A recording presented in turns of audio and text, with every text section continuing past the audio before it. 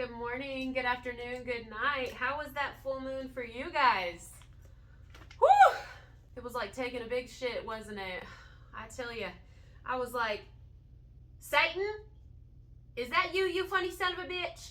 I just felt like that, you know? I was like, I felt like I was tug of warring, like everything. I was pretty calm, but like everybody around me and everything around me was just like, and I'm like, oh, oh, oh, oh.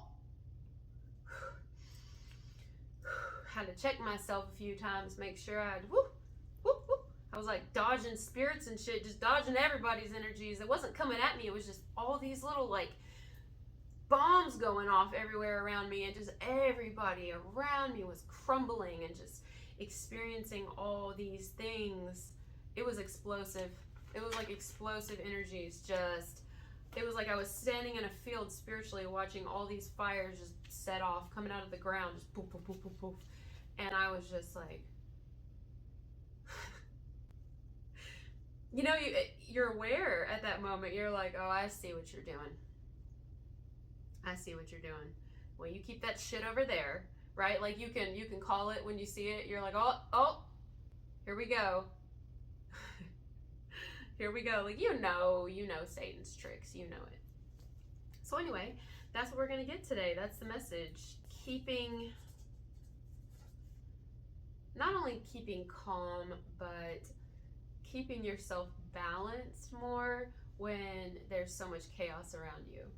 Keeping yourself balanced in chaos. And I also wanted to talk about what I wrote on my community section last night. I sent it to myself, so let's go ahead and read it. Do you ever feel like it's a turn on the harder life fucks you? Like the more we endure, the more enlightened we become, and that is so damn sexy.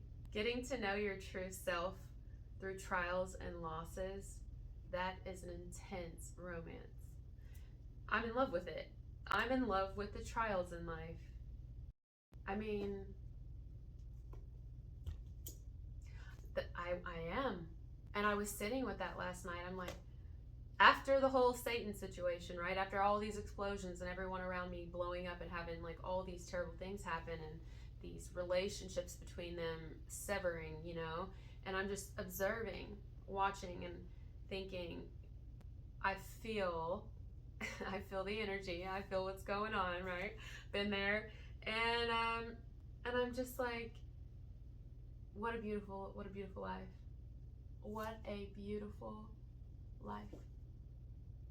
Because while these explosions are happening, all the people involved in these situations, they have no clue that this is one of the most beautiful times in their life.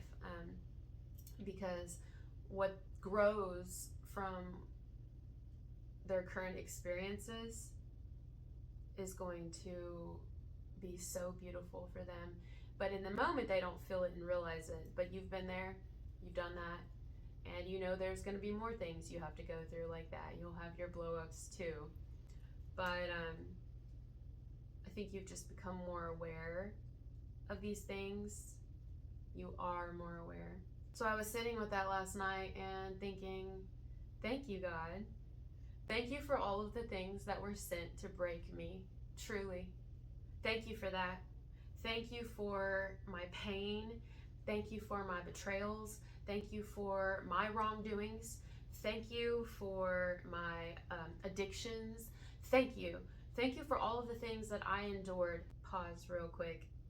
This is a perfect example of what I'm talking about when Satan tries to mess with you, because I have not seen gnats other than a few here and there. I've got that big bug zapper on, okay? And what did it want? It wanted attention. Because now I've paused what I was saying to address the gnat situation. I have one gnat that, as I'm talking about Satan and basically resisting temptations and being proud of yourself for all the things that you go through, especially the worst things, the things sent to break you. It's like something's trying to intercept and stop me, and I know what it is because I'm aware of it. And it wants attention. It wants your attention. So you acknowledge that it wants your attention, and then it goes away. We're going to go back to what I was saying now that the gnat is nowhere to be found, at least during this very second time. You got what you wanted for a second, okay? You good? You good now? So, yeah, we were speaking on when you go through these things, you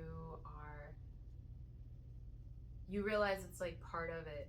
If you don't, you won't grow in the way that you need to. You won't. And it sucks. Like, it really does, but it doesn't though. You know what I mean? It doesn't though. And the more you just surrender, it's kind of funny at the end of each day. It is. It's not funny, but it's funny. I've had some very traumatic experiences, and I've put them all on video, and they're all on YouTube. So those of you who've been with me a while, you know what I'm talking about. I've been through some crazy stuff, and I've also done crazy stuff. I am not innocent. Nope. I am one with everyone else. I'm just a student in this life, uncovering myself every day. There are layers and levels of myself. I have no clue or even there now. I will find out as I go. But it's funny. Sometimes it's funny when you look back and you're like, wow, like Satan will do anything. You know what I mean? Like, once you see all the little tricks, I mean, we'll use anything to get you to give up on yourself. And Satan will go through anything to get you to give up on yourself, to get you to lose sight of who you really are. We'll throw all kinds of landmines at you at one time, just blow up your whole life. You know, like I was talking about, and I think Cancer's message the other day, I talked about the story of Job when he had everything taken from him, even his own children. You know, like this is the type of stuff Satan does. And so you can see Satan work through other people. You can see Satan work through other people and things to try to get to you. You can see it because you've learned the tricks. You've learned that Satan will use church. Satan will use the streets. Satan will use everything and anything. Evil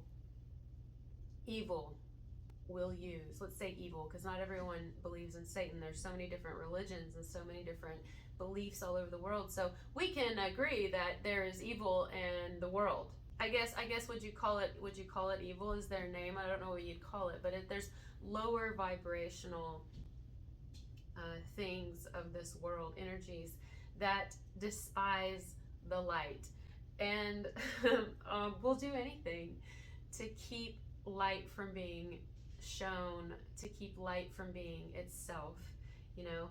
And so I was noticing all this, and I'm like, I truly believe that